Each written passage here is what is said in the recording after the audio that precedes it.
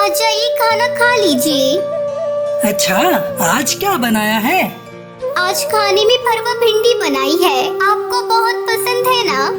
अरे टुनटुनी, खुश कर दिया तुमने तो। क्या खुशबू है, मजा आ जाएगा आज तो खाना खाने में। अब बस खुशी होते रहोगी या खाओगे भी? तुम भी आओ ना।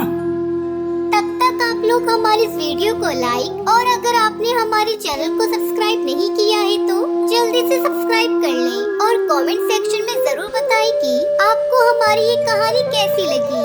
अरे नहीं, मैं बाद में खा लूंगी, आप खाइए ना। अरे बाद में नहीं, आ जाओ मेरे साथ खाओ। कालू और टुनटुनी की शादी को 5 साल हो गए थे। वो दोनों एक दूसरे से बहुत प्यार करते थे। कालू एक किसान था और खेती बाड़ी करके अपना गुजारा करता था।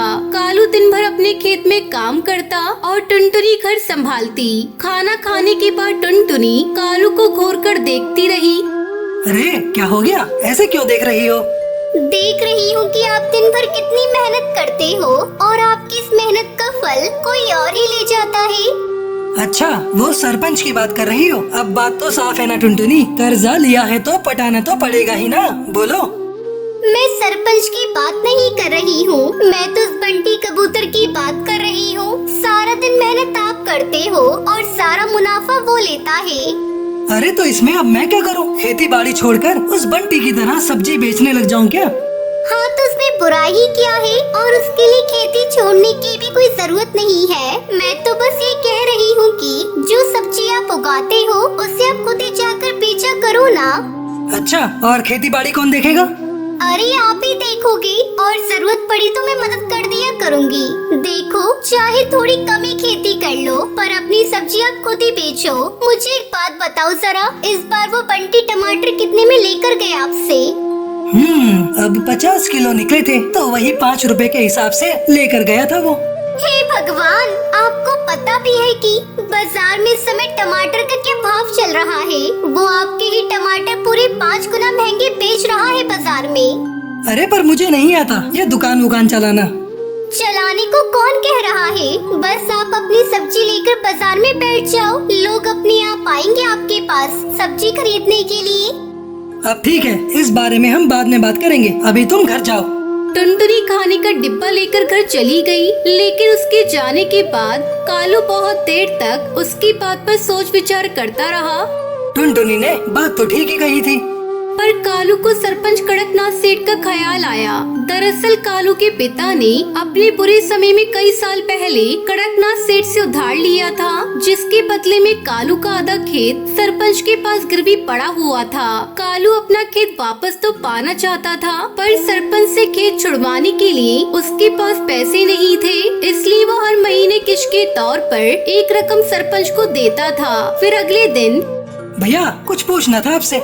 हाँ भैया बताओ। मैं एक किसान हूँ, सोच रहा हूँ कि कल से मैं अपनी सब्जियाँ यहीं बेचने लगूँ खुद से।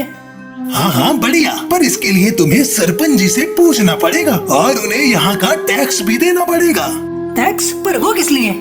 अरे ये जो तुम पूरा चबूतरा देख रहे हो ना, जिस पर पक्षी सामान बेच रहे हैं, असल में ये सरपंच के खेत पर बना हुआ है और ये चबूतरा भी उसी ने बनवाया है। हमारी मजबूरी है, इसलिए हम सबको यहीं बैठना पड़ता है। रोज के 50 रुपए देने पड़ते हैं उस सरपंच को, और अगर ये पैसे नहीं दिए तो उसके गुंडे आकर मारपीट पर उतारू हो जाते हैं। अरे ये तो बड़ी नाइंसाफी है भैया। है तो सही, पर क्या कर सकते हैं, अब जो है मैंने तुम्हें बता दिया। कालू का वो मुरझाया हुआ चेहरा लेकर अपने घर चला आया। उसने टुनटुनी को सारी बात बता दी। टुनटुनी ने कुछ देर तक अपना दिमाग लगाया और फिर बोली, सुनो, मेरे पास एक तरीका है। अब क्या? बोलो तो। हमारे जंगल के सबसे नजदीक का जंगल है सुंदरवन। आप वहाँ जाकर भी तो अपनी सब्जियाँ बेच सकते हो, वहाँ ये सब चक्कर नहीं है। मेरी एक सहेली रहती है, उसका पति गोलगप्पे का ठेला लगाता है, उसे तो कोई टैक्स नहीं देना पड़ता। अच्छा, अगर ऐसा है तब तो ये सही रहेगा, लेकिन एक समस्या है, सुंदरवन तक जाने के लिए कोई सड़क नहीं है, तो मैं रोज वहाँ जाऊँगा कैसे? सड़क नहीं है पर नदी तो है ना। देखो, जिस नदी के किनारे हमारे जंगल बसा है, सुंदरवन भी तो उसी नदी के दूसरे छोर पर बसा है। अब बस आपको एक नाव बनानी पड़ेगी वहाँ तक जाने के लिए। अगले ही दिन कालू ने जमा पूंजी से मोटी रकम खर्च कर एक बढ़िया नाव बनवा ली। अगले दिन से ही कालू अपनी नाव से सब्जियां लेकर सुंदरवन जाता और वहाँ सब्जियां बेचता। सुंदरवन के पक्षियों को भी उसकी सब्जियां पसंद आई, क्योंकि सीधे खेत से लाने की वजह से वो सब्जियां बहुत ताजी रहती थी। साथ ही कालू सब्जियों के दाम कम ही लेता था। तो इस तरह कालू और टुनटुनी के दिन बदलने लगे। फिर कुछ दिनों के बाद कड़कनाथ सरपंच कालू के घर आया। सुना है आजकल बड़े नोट छाप रहा है। कहाँ सरपंच जी, बस 2 पैसे बच जाते हैं। मालिक, ये इस महीने की किश्त है। अब मैं चलता हूँ, मुझे थोड़ी जल्दी है। अरे रुक तो सही, कहाँ की जल्दी है? वैसे दिमाग तो खूब लगाया तूने, टैक्स नहीं दिया। चल कोई बात नहीं, पर अपना उधार तो चुका भाई, जो तेरे बाप ने मुझसे लिया था। अब चुका तो रहा हूँ सरपंच जी, हर महीने किश्त देकर जाता हूँ आपको। देख अब बहुत हुआ, या तो तू मेरे पूरे पैसे एक साथ लौटा, वरना अपना खेत मेरे नाम कर दे, समझा? पर सरपंच जी। पर कुछ नहीं, 3 दिन का वक्त दिया है तुझे। जाकर पैसों का इंतजाम कर, वरना अपना खेत भूल जा, समझा? असल में सरपंच कालू से चिढ़ गया था। उसे इस बात से तकलीफ थी कि कालू उसके बाजार में सब्जी क्यों नहीं बेच रहा है, इसलिए वो उसे परेशान कर रहा था। उधर कालू को जब कोई उपाय नहीं सूझा तो उसने तय कर लिया कि वो आधी गिरवी रखा खेत सरपंच के नाम ही कर देगा। अगले दिन बहुत भारी मन से कालू सरपंच के पास पहुंचा। हाँ बता, फिर क्या सोचा तूने? सरपंच जी, इतनी बड़ी रकम तो मैं चुका नहीं पाऊंगा। आप मुझे ले चलिए कचहरी, मैं जमीन आपके नाम ही कर दूंगा। वैसे उधार निकाल कर उसमें से कुछ पैसे बचेंगे क्या? क्यों, बस उधार ही चुकाएगा क्या? मेरा ब्याज वो कौन देगा है? ठीक है सरपंच जी, मैं कल सुबह आ जाऊंगा आपके पास, चलेंगे फिर कचहरी। उस रात कालू की एक पल के लिए नींद नहीं आई, क्योंकि उसका आधा खेत उसके हाथों से निकल रहा था। तभी आधी रात को उसे बादलों की बहुत तेज गरजने की आवाज सुनाई दी। कुछ ही देर में झमाझम बारिश होने लगी। बारिश बहुत तेज थी। पूरे 4 दिनों तक वो बारिश ऐसी ही होती रही और पूरा जंगल बाढ़ में डूबने लगा। कचहरी जाना तो दूर, फिलहाल कोई अपने घर से बाहर तक नहीं जा पा रहा था। बाढ़ की वजह से पक्षियों को बहुत परेशानियां होने लगी। किसी के घर में पीने का पानी नहीं बचा था तो किसी के घर में अनाज खत्म हो गया। ऐसे में कालू वो पक्षी था जिसने सबकी मदद करने के बारे में सोचा। वो अपनी नाव की मदद से सबकी जरूरत का सामान उन तक पहुंचा रहा था। हर कोई कालू की तारीफ कर रहा था। और फिर अजी सुनते हो? हाँ, क्या हो गया? अरे आपने सुना क्या? सरपंच जी के घर की दीवार गिर गई है। बारिश का सारा पानी उनके घर में घुस गया है। बुलबुल बता रही थी कि बाकी परिवार तो सही समय पर निकल गया, लेकिन सरपंच जी घर के अंदर फंस गए हैं। इतना सुनते ही कालू ने तेजी से अपनी नाव चलाई। उसने जाकर देखा तो वाकई सरपंच पानी में डूबा खड़ा था।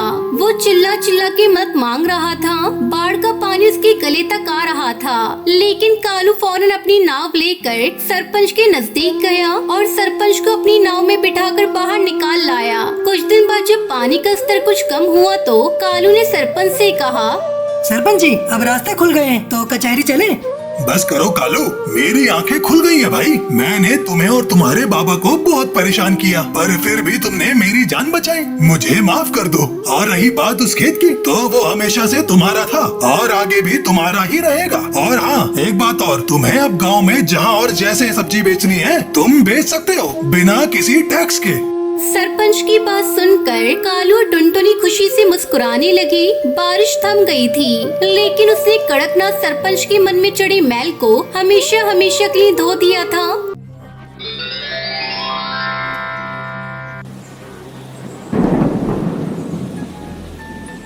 सुंदरवन के जंगल में कालू कौवा अपनी पत्नी टुनटुनी के साथ रहता था। वो एक मजदूर था। दिन भर काम करने के बाद उसे जो पैसे मिलते थे उसे वो अपने दोस्तों के साथ मिलकर शराब में उड़ा दिया करता था। एक दिन शराब पीकर जब वो घर आया तब टुनटुनी उससे कहती है, क्यों जी, कल तो तुमने कहा था कि तुम शराब को भाग भी नहीं लगाओगे, लेकिन आज फिर से पी कर आ गए। तुम्हारी एक बेटी भी है, कभी तुमने अपनी बेटी के बारे में सोचा है? जब सुनहरी पैदा हुई थी तब हमने क्या क्या सपने देखे थे उसके लिए। तुम्हें पता है, अब मैं फिर से माँ बनने वाली हूँ। तब तक आप लोग कमेंट में बताएं 91 into 4 कितने होते हैं। कालू कौवा टुनटुनी की बातों को अनसुना कर देता है और सो जाता है। इस तरह कुछ दिन बीत जाते हैं और फिर टुनटुनी एक और बच्ची की माँ बन जाती है। एक दिन टुनटुनी की छोटी बेटी पिंकी भूख से बिलख रही थी।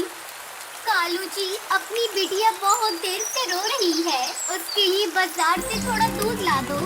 कालू कौवा बाजार से दूध लाकर टुनटुनी को देता है और उससे कहता है, टुनटुनी, मैं सोच रहा हूँ क्यों ना हम लोग दिल्ली चले। वहाँ जाकर मैं कोई काम धंधा करूँगा और अपने दोस्तों से भी दूर रहूँगा, तो मेरी शराब की लत भी छूट जाएगी। बात तो आप सही कह रहे हैं, लेकिन हम लोगों के चले जाने के बाद घर की देखरेख कौन करेगा? उसकी चिंता तू मत कर टुनटुनी, मैं कोई ग्राहक देखकर अपने दिल्ली जाने से पहले इस घर को बेच दूंगा। ठीक है जी, अगर आपका यही विचार है तो मैं इसमें कोई दखल नहीं दूंगी, तुम घर को बेच दो। इस तरह कालू अपना घर बेच देता है और टुनटुनी के साथ अपनी बेटियों को लेकर दिल्ली पहुंचता है।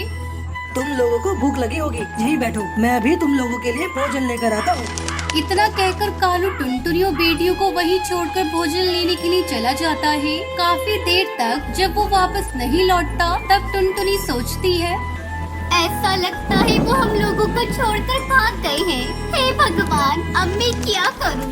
अपनी फूल सी बेटियों को लेकर कहां जाऊं? मेरे पास में फूटी कौड़ी भी नहीं है, सारा पैसा उन्होंने अपने पास ही रखा था। मैंने तो अपने पति पर भरोसा किया, लेकिन उसने मुझे बहुत बड़ा धोखा दिया है, धोखा। टुनटुनी की दोनों बेटियां भूख से बिलख रही थी। ये सब टुनटुनी से देखा नहीं जा रहा था। वो एक यात्री पक्षी के पास जाती है। माँ जी, क्या मैं आपका सामान उठाकर ट्रेन में रख दूं? टुनटुनी उस यात्री पक्षी का सामान ट्रेन में पहुंचा देती है और उसे 10 रुपए मिलते हैं। पैसे लेकर वो अपनी बेटियों के लिए समोसे खरीद कर लाती है। ये लो मेरी बच्चियों, इन समोसों को खा लो और यहाँ पर बैठना। मैं आज से स्टेशन पर कुली का काम करूँगी और तुम दोनों को पालूंगी। मम्मा, ये समोसा तो बहुत ही स्वादिष्ट है, आप कल फिर से इसे लेकर आना। नहीं पिंकी बेटा, रोज रोज समोसे खाना अच्छी बात नहीं। मैं कल से तुम लोगों के लिए भोजन बना दूंगी। चलो तुम दोनों यहाँ आराम करो, मैं काम पर जा रही हूँ। बेटा सुनहरी, तुम बड़ी हो, तुम पिंकी का ध्यान रखना और यहाँ किसी बच्ची से ज्यादा बातचीत मत करना, क्योंकि हम लोग यहाँ किसी को नहीं जानते। ये शहर भी नया है और ये जगह भी, और अगर तुम्हारे पापा आ जाए तो उन्हें बिठाकर यहाँ रखना और उनके साथ इधर उधर मत जाना। टुनटुनी अपनी बेटियों को समझाकर रेलवे स्टेशन से चली जाती है। 2-4 दिन बाद वो एक पेड़ पर अपना घोंसला भी बना लेती है और उसी में अपनी बेटियों के साथ रहने लगती है। कुछ दिन बाद टुनटुनी को ढूंढते हुए कौवा पुलिस आती है और उसे बताती है, कालू तुम्हारा कौन था? जी, वो मेरे पति थे। हम गांव से अपना घर बेचकर शहर में काम की तलाश में आए थे। अच्छा, हमें यह बताते हुए बड़ा दुख है कि उनकी मौत दिल्ली की सड़कों पर दौड़ती हुई डीटीसी बस से हो गई है। उनके पास ये कुछ पैसे मिले थे जो हम आपको लौटाने आए हैं। टुनटुनी उन पैसों को ले लेती है और उसे कालू के जाने का बहुत दुख होता है, लेकिन वो करती भी क्या, इसलिए वो कुली का काम करके बहुत खुश थी और खुशी खुशी अपनी बेटियों के साथ रहने लगती है।